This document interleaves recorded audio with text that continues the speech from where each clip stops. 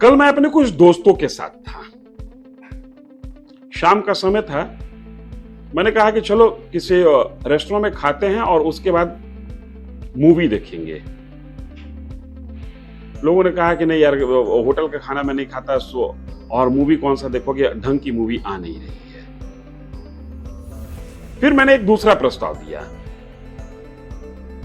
चलो street food खाते हैं और मेला लगा हुआ है, मेला देखेंगे। ना नुकुर के साथ दोस्तों ने इस प्रस्ताव को भी ठुकरा दिया। फिर मैंने कहा कि प्लान क्या है? जवाब मिला कि कुछ नहीं, जस्ट चिल करना है। चौंकिए नहीं, मैं अपने दोस्तों की कहानी आपको सुनाने नहीं आया हूं। आपने देखना शुरू कर दिया है लेट्स डिस्कस और मैं हूं आपके साथ धीरेन्द्र। यह सवाल महत्वपूर्ण है राष्ट्रीय राजनीति में कि प्लान क्या है।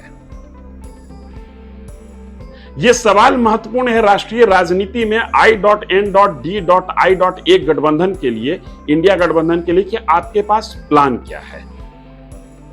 आप कैसे बीजेपी को हराइएगा और बीजेपी को हराने के लिए जनता के सामने किन मुद्दों को लेकर जाइएगा।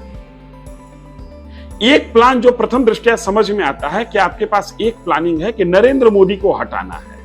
बात सही है, नरेंद्र मोदी को हटाना है, लेकिन यहीं से एक दूसरा सवाल शुरू होता है कि लाना किसको है। आपके पास कोई जवाब नहीं है। आप कह सकते हैं काउंटर में कि एनडीए के पास प्लान क्या है। एनडीए चूंकि अभी रूलिंग पार्टी है, इसलिए गवर्नमेंट की जो प्लानिंग है वो ऑलमोस्ट ये स्वीकार्य है, ये मान्य है कि वही प्लानिंग एनडीए की है। प्रधानमंत्री लाल किले के प्राचीर से 2050 तक के लिए देश की प्लानिंग को रख चुके हैं। यह माना जा रहा है कि वही प्लानिंग एनडीए की है। लेकिन पैरेलल यह सवाल खड़ा होता है कि आपके पास प्लान क्या है। आप सरकार को क्रिटिसाइज कर रहे हैं कि सरकार ने रोजगार पैदा नहीं किया। सवाल खड़ा होता है कि आप रोजगार कैसे दीजिएगा, इसका ब्लूप्रिंट क्या है आपके पास।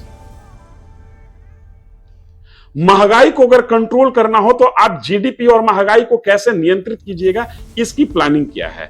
फिर आप कहिएगा कि इतनी दूर तक सोचता कौन है। पिछले लोकसभा चुनाव में एनडीए गठबंधन को 37% वोट मिला था और बाकी जो 63% वोट है वो अगर एकजुट हो गया तो हम नरेंद्र मोदी को हराने में कामयाब हो जाएंगे। बात बिल्कुल सही है, आप हो जाइएगा। 1977 का लोकसभा चुनाव और 1989-90 का लोकसभा चुनाव इन्हीं तरीके से लड़ा गया था। सत्ता विरोधी ताकतें एक साथ हो गई और सत्ता को उन्होंने परास्त कर दिया।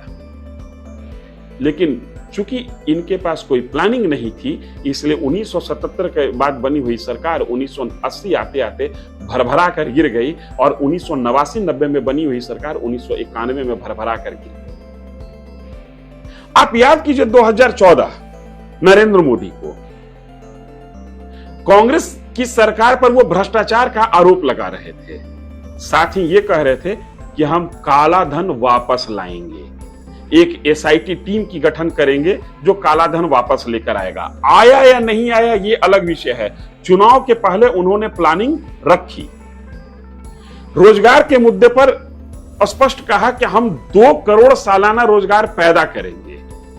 बिहार विधानसभा 2020 के चुनाव में तेजस्वी यादव ने कहा था कि हम 10 लाख सालाना रोजगार पैदा करेंगे और ये नारा तेजस्वी यादव का बड़ा लोकप्रिय हुआ था। शायद जो 2020 के विधानसभा चुनाव में बिहार में आरजेडी को 80 सीटें मिली, उसके पीछे ये 10 लाख एक संख्या फिक्स था।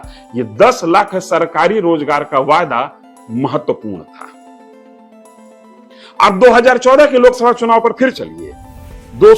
धारा 370, राम मंदिर, यूनिफॉर्म सिविल कोड, ये तमाम ऐसे मुद्दे थे जिस पर एनडीए का दृष्टिकोण और खासकर बीजेपी का और उसमें भी खासकर नरेंद्र मोदी का दृष्टिकोण बहुत स्पष्ट था कि हमारा प्लान है क्या। हम मनमोहन सिंह सरकार को हटाना चाहते हैं, ये बात हम भी, बीजेपी भी कह रही थी और शायद बीजेपी के साथ जो मतदाता जुड़े हुए थे वो भी कह रहे, उनका भी यही मत था। लेकिन हटाकर जिनको लाएंगे वो करेंगे क्या, ये खाका 2014 में नरेंद्र मोदी ने लोगों के बीच में रखा था। देश के विकास को लेकर मुझे अभी भी याद है Shri Ram college of commerce में नरेंद्र मोदी का वो भाषण जिसमें पैकेजिंग पर उन्होंने जोर दिया था, प्रमोशन पर उन्होंने जोर दिया था। किस तरीके से हम पैकेजिंग और प्रमोशन करेंगे, एग्रीकल्चर को लेकर क्या एक्सपेरिमेंट होगा, किस तरीके से सॉइल टेस्टिंग होगी, और जहां पर जिस तरीके का सॉइल होगा उसी तरीके के एग्रीकल्चर को प्रमोट कराया जाएगा, ये एक प्लानिंग दिया था। और शायद यही वो वजह थी कि मनमोहन सिंह की सरकार के खिलाफ जाकर आम लोगों ने नरेंद्र मोदी को तवज्जो दिया।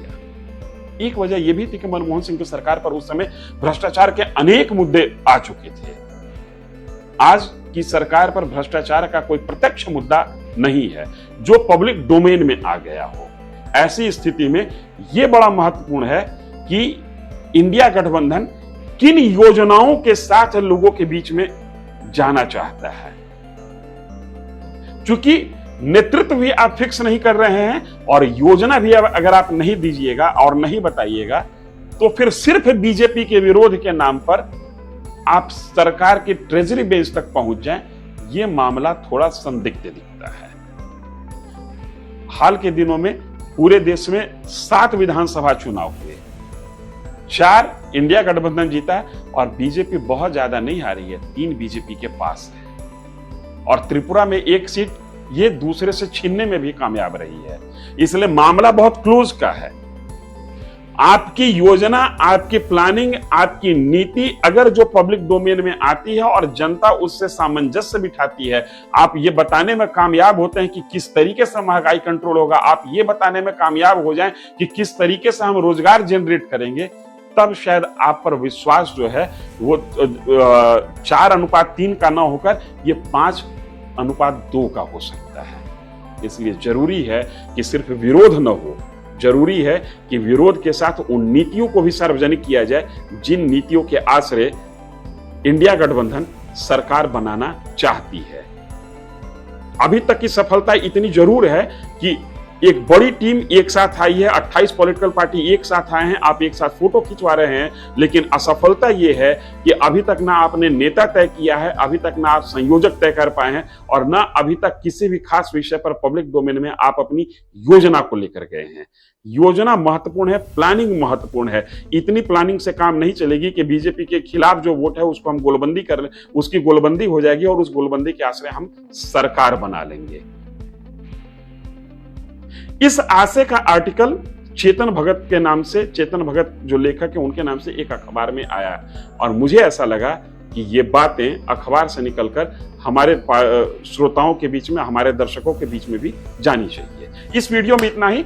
देखते और पसंद करते रहिए, लाइक और सब्सक्राइब जरूर कीजिए मेरे वीडियो को। धन्यवाद।